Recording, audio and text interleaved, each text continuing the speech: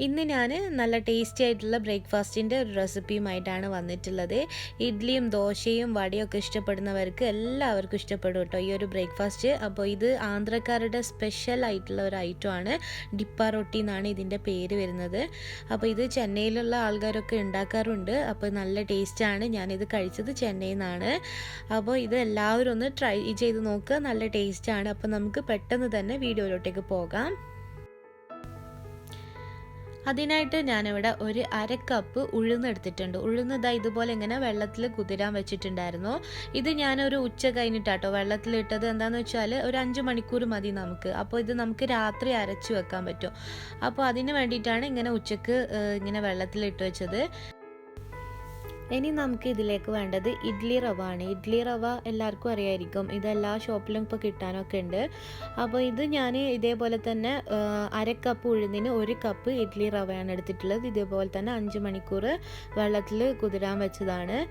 അപ്പോൾ ഇതാ ഇഡ്ഡലി റവ ഈ ഒരു രീതിയിലാണ് ഉണ്ടാവുക കേട്ടോ. നമ്മൾ പച്ചരിയൊക്കെ ഇങ്ങനെ പൊടിച്ചെടുത്ത പോലെ ഉണ്ടാവും. അതായത് ഒരു റവൻ്റെ ഒക്കെ ഒരു മോഡലാണ് കാണുക. അപ്പോൾ വാങ്ങിയിട്ട് അങ്ങനെ ചെയ്യുക. അപ്പോൾ ഇതാ ഞാൻ ഉഴുന്ന് നന്നായിട്ട് കഴുകി വൃത്തിയാക്കിയിട്ട് ഇതൊന്ന് അരിച്ചെടുക്കാൻ പോവുകയാണ്. അപ്പോൾ ഉഴുന്ന് ഞാൻ ഒരു അര കപ്പാണ് എടുത്തിട്ടുള്ളത്. അതേ കപ്പിൽ അര കപ്പ് വെള്ളം എടുക്കുന്നുണ്ട് കേട്ടോ.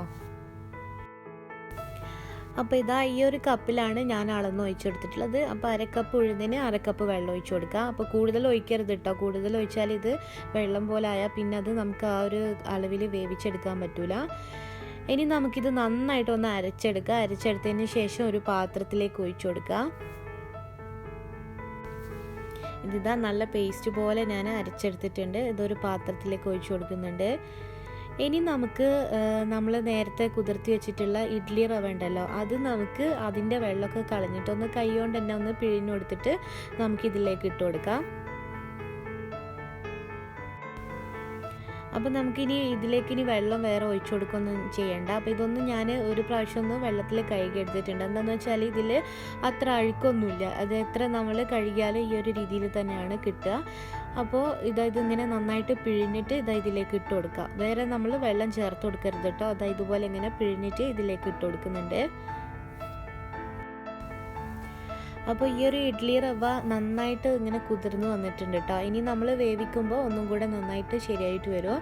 അപ്പോൾ ഇതുപോലെ ഇങ്ങനെ നന്നായിട്ട് ഒന്നും കൂടെ മിക്സാക്കി കൊടുക്കുക. അപ്പോൾ മിക്സാക്കിയിട്ട് നമ്മൾ ഇതിൽ ഉപ്പ് ചേർക്കാൻ മറക്കരുത് കേട്ടോ. കാരണം ഞാൻ ഉപ്പ് ഇടുന്ന ഒരു വീഡിയോ കട്ടായി പോയിട്ടുണ്ട്. അപ്പോൾ നിങ്ങൾ ഉപ്പ് ചേർത്ത് കൊടുക്കുക. അപ്പോൾ ഉപ്പ് ചേർത്തതിന് ശേഷം ഇങ്ങനെ നന്നായിട്ട് വേണമെന്നുണ്ടെങ്കിൽ നിങ്ങൾ കൈ കൊണ്ട് ചെയ്ത് കൊടുക്കുക കേട്ടോ. അല്ലാന്നുണ്ടെങ്കിൽ സ്പൂൺ കൊണ്ട് ചെയ്ത് കൊടുക്കുക. എന്നിട്ട് ഇതുപോലെ ഇങ്ങനെ നന്നായിട്ട് ഒന്ന് മിക്സ് ആക്കിയിട്ട് എടുക്കുക. അപ്പോൾ ഉപ്പ് ചേർത്ത് കൊടുക്കണം കേട്ടോ. ഇപ്പം തന്നെ ഉപ്പ് ചേർത്ത് കൊടുത്തിട്ട് ഇതുപോലെ ഇങ്ങനെ ഒന്ന് അടച്ചു വെക്കാം. അപ്പോൾ ഞാനിത് രാത്രിയാണ് അരച്ചു വെച്ചിട്ടുള്ളത്. ഇനി ഞാൻ രാവിലെയാണ് ഇത് തുറന്നു നോക്കുന്നത്. അങ്ങനെയാണെങ്കിൽ കറക്റ്റായിട്ട് വരുമോ. അപ്പോൾ ഇത് നല്ല അടിപൊളിയായിട്ട് വന്നിട്ടുണ്ട്. ഇഡ്ഡലിയൊക്കെ നമ്മൾ മാവൊക്കെ പുളിക്കാൻ വെക്കൂല, അതേപോലെ തന്നെ ഇതിങ്ങനെ ചെയ്ത് വെക്കുക.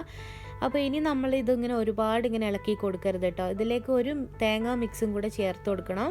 അതും കൂടെ ചേർത്ത് കൊടുത്തിട്ട് ഒന്ന് പതിയെ മിക്സ് ആക്കിയിട്ട് നമുക്കിത് വേവിക്കാൻ വെക്കാം. അപ്പോൾ ഞാൻ തേങ്ങ മിക്സ് എന്തെല്ലാമാണെന്ന് നോക്കാം. അപ്പോൾ ഞാനിവിടെ ഒരു പിടി തേങ്ങ എടുത്തിട്ടുണ്ട്, ഒരു 4-5 വറ്റൽമുളക് എടുത്തിട്ടുണ്ട്, ഒരല്പം കറിവേപ്പില, പിന്നെ 1 ടീസ്പൂണ് വലിയ ജീരകം, 1 ടീസ്പൂണ് ചെറിയ ജീരകം, ഒരു ചെറിയ പീസ് ഇഞ്ചിയും എടുത്തിട്ടുണ്ട്. ഇത്രയും സാധനങ്ങളാണ് എടുത്തിട്ടുള്ളത്. ഇതെല്ലാം കൂടെ നമ്മൾ ഒരു മിക്സിയുടെ ജാറിലിട്ടിട്ട് ഒന്ന് നന്നായിട്ടൊന്ന് ക്രഷ് ചെയ്തെടുക്കുക. അപ്പോൾ ഒരുപാട് നമ്മൾ അരിച്ചെടുക്കേണ്ട ആവശ്യമില്ല കേട്ടോ. ഒന്ന് ചെറുതായിട്ടൊന്ന് ക്രഷ് ചെയ്തെടുത്താൽ മതി, ഒന്ന് ഒതുക്കിയെടുത്താൽ മതി. പിന്നെ ഇതിലേക്ക് നമ്മൾ ഒട്ടും തന്നെ വെള്ളം ഒഴിക്കാതെ വേണം ഇത് ഒതുക്കിയെടുക്കാൻ വേണ്ടിയിട്ട്. അപ്പോൾ വെള്ളം ഒഴിച്ചാൽ ഇത് ഒന്നായിട്ട് കുഴഞ്ഞ രീതിയിലായിപ്പോൾ. അപ്പോൾ നമ്മൾ വെള്ളം ഒഴിക്കാതെ നോക്കിയിട്ട് വേണം ഒന്ന് ക്രഷ് ചെയ്തെടുക്കാൻ. ഇനി നമുക്ക് ഈ മാവിലേക്ക് ഈ ഒരു മിക്സ് ഇട്ട് കൊടുക്കാം. അപ്പോൾ മിക്സ് ഇട്ട് കൊടുത്തതിന് ശേഷം നമ്മൾ ഒരുപാട് മിക്സ് ചെയ്യരുത് കേട്ടോ. കേക്കിനൊക്കെ നമ്മൾ മിക്സ് ചെയ്യൂല, ആ ഒരു പരുവത്തിൽ വേണം നമ്മൾ മിക്സ് ചെയ്തെടുക്കാൻ. എന്താണെന്ന് വെച്ചാൽ ഇത് മാവ് നന്നായിട്ട് പുളിച്ച് വന്നിരിക്കുകയാണ്. അപ്പോൾ അതിൻ്റെ ഒരു സോഫ്റ്റ്നെസ് ഒക്കെ പോയി പോകും. അതുകൊണ്ടാണ് ഇതുപോലെ നമ്മളൊന്ന് മിക്സ് ആക്കി എടുക്കുന്നത്. ഇനിയിപ്പോൾ നമ്മൾ ചേർത്ത് കൊടുത്തിട്ടുള്ള ഉപ്പ് പോരാന്നുണ്ടെങ്കിൽ ഈ ഒരു സമയം ചേർത്ത് കൊടുക്കുക കേട്ടോ. അപ്പോൾ അതിനൊന്നും കുഴപ്പമൊന്നുമില്ല. ഈ ഒരു സമയം കുറച്ച് വേണമെങ്കിൽ ഉപ്പ് ചേർത്ത് കൊടുക്കുക. ഇനി നമുക്ക് ഇതൊന്ന് വേവിച്ചെടുക്കാം. അതിനായിട്ട് ഞാനിതാ ഈ ഒരു ഷേപ്പിലുള്ള പാത്രം എടുത്തിട്ടുണ്ട്. എന്താണെന്ന് വെച്ചാൽ നമുക്ക് ആ ഒരു കേക്കിൻ്റെ ഷേപ്പിലാണ് കിട്ടേണ്ടത്. അതുകൊണ്ടാണ് ഞാൻ ഈ ഒരു പാത്രം എടുത്തിട്ടുള്ളത്. ഇതിലേക്ക് ഞാൻ ഒരു 4-5 ടേബിൾ സ്പൂണോളം വെളിച്ചെണ്ണ ഒഴിച്ചു കൊടുത്തിട്ടുണ്ട്. വെളിച്ചെണ്ണയാണ് ഇതിലേക്ക് ഒഴിച്ചു കൊടുത്തിട്ടുള്ളത്. പിന്നെ ഒരു സ്മെല്ലിന് ഇതുപോലെ ഇങ്ങനെ 1 ടീസ്പൂൺ നെയ്യ് ഒഴിച്ചു കൊടുത്തിട്ടുണ്ട്. അപ്പോൾ നല്ല സ്മെല്ലായിരിക്കും കേട്ടോ. അപ്പോൾ എന്നിട്ട് ഇതുപോലെ ഇങ്ങനെ എല്ലായിടത്തും ഒന്ന് സ്പ്രെഡാക്കി കൊടുത്തതിന് ശേഷം നമുക്ക് ഈ മാവ് ഇതിലേക്ക് ഒഴിച്ചു കൊടുക്കാം. അപ്പോൾ നമ്മൾ മാവ് ഒഴിച്ചെടുക്കുന്ന സമയത്ത് ഇതുപോലെ ഇങ്ങനെ ചെറിയ തീയിൽ വെച്ചിട്ട് നമ്മൾ ഇതിലേക്ക് ഇട്ട് കൊടുക്കുകയാണ് ചെയ്യുന്നത്. അപ്പോൾ ഞാനിത് ആ ഒരു പാത്രത്തിലുള്ളത് മൊത്തം ഇതിലേക്ക് ഒഴിച്ചു കൊടുത്തിട്ടുണ്ട് കേട്ടോ. എന്നിട്ട് ഇതുപോലെ നമ്മളൊന്ന് ലെവലാക്കി കൊടുക്കുക. നമ്മൾ കേക്കിനൊക്കെ ചെയ്യുന്ന പോലെ തന്നെ ഇതുപോലെ ഇങ്ങനെ ലെവലാക്കി കൊടുത്തതിന് ശേഷം നമുക്കിതൊന്ന് അടിച്ചു വെക്കാം. അപ്പോൾ വളരെ ചെറിയ തീയിൽ വേണം നമ്മളിത് വേവിച്ചെടുക്കാൻ, അല്ലാതെ ഇത് പെട്ടെന്ന് കരിഞ്ഞു പോകും കേട്ടോ. അപ്പോൾ ഞാൻ ഒന്നിങ്ങനെ ഒരു 15 മിനിറ്റ് കഴിഞ്ഞതിന് ശേഷം ഒന്ന് തുറന്ന് നോക്കിയതാണ്. അപ്പോൾ ഇതാ അടിപൊളിയായിട്ട് വെന്ത് വന്നിട്ടുണ്ട്. ഇനി നമുക്ക് ഇതൊന്ന് മറിച്ചിട്ടിട്ടും വേവിക്കണം. അപ്പോൾ ഞാൻ ഇതിൻ്റെ മുകളിലൊക്കെ ഒന്ന് തൊട്ട് നോക്കുമ്പോൾ നന്നായിട്ട് വെന്ത് വന്നിട്ടുണ്ട്. അപ്പോൾ നിങ്ങൾക്ക് മനസ്സിലാകുന്നുണ്ടല്ലോ, നന്നായിട്ട് പൊന്തി വരികയും ചെയ്തിട്ടുണ്ട്. അപ്പോൾ ഇതുപോലെ ഇങ്ങനെ ഒന്ന് സൈഡിൽ നിന്നൊക്കെ ഒന്ന് വിടിയിപ്പിച്ച് കൊടുക്കുക. അതിൻ്റെ ആവശ്യമൊന്നും ഇല്ലായിരുന്നു കേട്ടോ. നന്നായിട്ട് തന്നെ തീരെ ഒട്ടിപ്പിടിക്കാതെ തന്നെ ഒന്ന് റെഡിയായി വന്നിട്ടുണ്ട്. ഇനി ഞാനിത് ഈ ഒരു പാത്രം ഇതിൻ്റെ മുകളിൽ വെച്ചിട്ട് ഒന്ന് കമത്തി കൊടുക്കുന്നുണ്ട്. എന്നിട്ട് അടിഭാഗവും കൂടെ ഒന്നും കൂടെ ഒന്ന് വേവിച്ചെടുക്കുകയാണ്. അപ്പോൾ ഇതിൻ്റെ മേൽഭാഗവും നന്നായിട്ട് വെന്ത് കിട്ടിയിട്ടുണ്ട്. ഞാനിത് ഒരു സെർവിങ് പ്ലേറ്റിലേക്ക് മാറ്റി കൊടുത്തിട്ടുണ്ട്.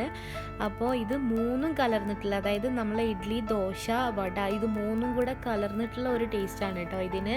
അപ്പോൾ നല്ല ടേസ്റ്റാണ്, അടിപൊളി ഡിപ്പാ റൊട്ടിയാണ്. നിങ്ങളെല്ലാവരും ട്രൈ ചെയ്ത് നോക്കുക. നല്ല ഈസി ആയിട്ട് നമുക്കിത് തയ്യാറാക്കി എടുക്കാം കേട്ടോ. ഒരു പണിയുമില്ല ഇതിന്. ഇതങ്ങ് നമ്മൾ സ്റ്റൗവിൽ വെച്ച് കഴിഞ്ഞ് കഴിഞ്ഞാൽ പിന്നെ നമുക്ക് ഒരു 10-15 മിനിറ്റ് കഴിഞ്ഞിട്ട് നോക്കിയാൽ മതി.